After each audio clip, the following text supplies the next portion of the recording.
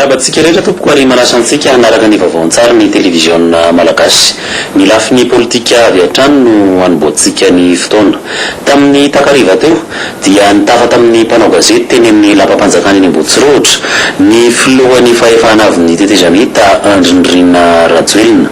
Antony fihaonana ny lafiny fifidianana ho avy. Saingy ny daty hanatanterahana izany fifidianana izany dia mbola hiarahamidinika amin'ireo fiarahamonim-pirenena sy ny herivelona rehetra eto amin'ny firenena. Fantatra koa izao fa hisy 7-20 ny mpikambana ao amin'ny CENI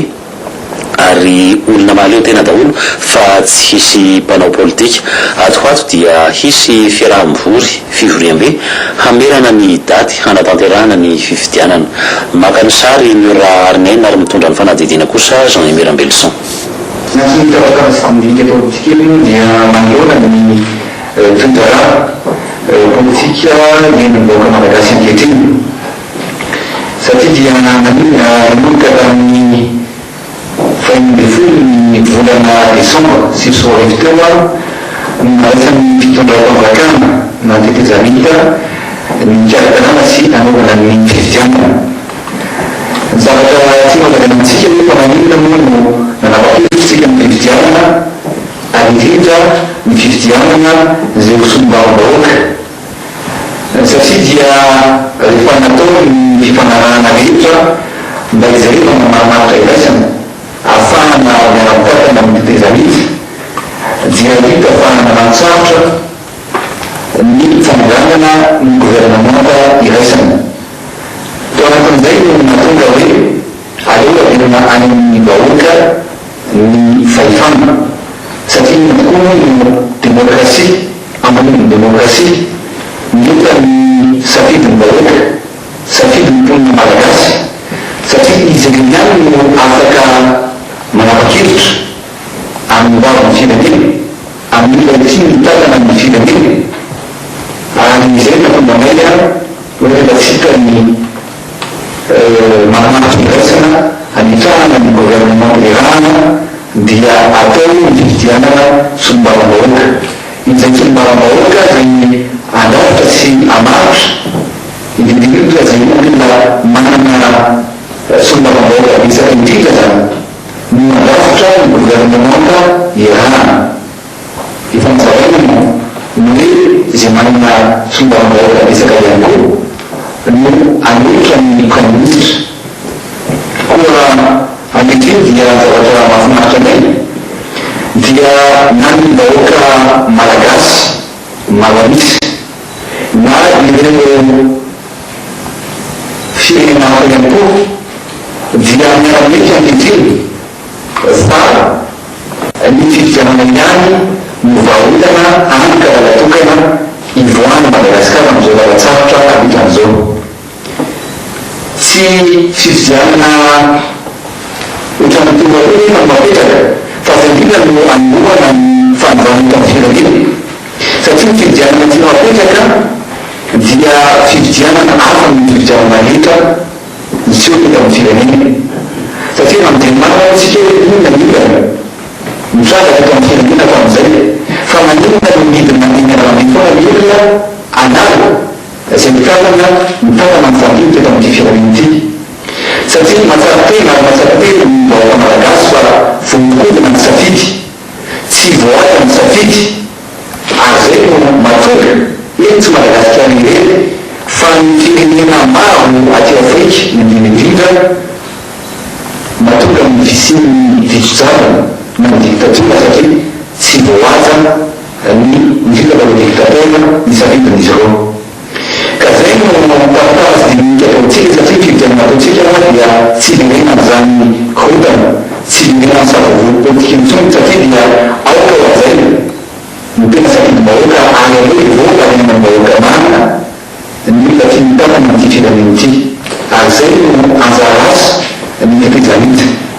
Ka raha ny fifidianana no asiana resaka dia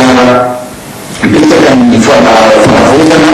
hoentintsika voalohany ary anisan'ny voalohany ety Afrika ny zavatra hoentsika rehetrarehetra ampanamiterahana fifidianana radio sy mangarara eto Madagasikara.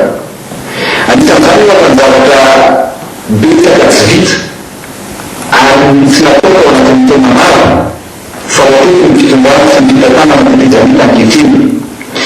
akon'izany dia misy miango no mikasika amin'ny liste électorale hatramin'izay liste électorale io dia tsy afaka manamarina manjenan'io na olotsotra na olofidy zany na olompitaminana na milasaka vodiny fa dia zay atolotra teo no hoanina izy sy ny fitenenana na zay atolotra no ekeny rehefa rehefa ny lista atolotra dia betsaka mila sambotsara mifidy aza mifokotany atsy mifidy aza mifokotany ao mifidy mitelo milefatra ao anatin'ny ray amina ankehitriny zany liste électorale dia tsy maintsy mijery manamarina ny anaranao ny lafidy rehetrarehetra ary afaka jereny mpifamonana rehetrarehetra ny liste électorale misy isaky district afaisany na fokotana na ny commune afaka mijery liste électorale aveo zany mila rehetrarehetra zay dika fa tsisy intsony koa zany ny ordonnance satria ny fatatsika efa hatramin'izay dia bebe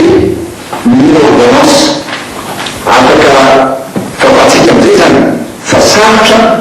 ny amin'an'le tombonao ary afaka mivérifie na manamarina le mpifaminana na olona tsirairay avy any liste électorale zay misy hoe ao minanana sa tsy io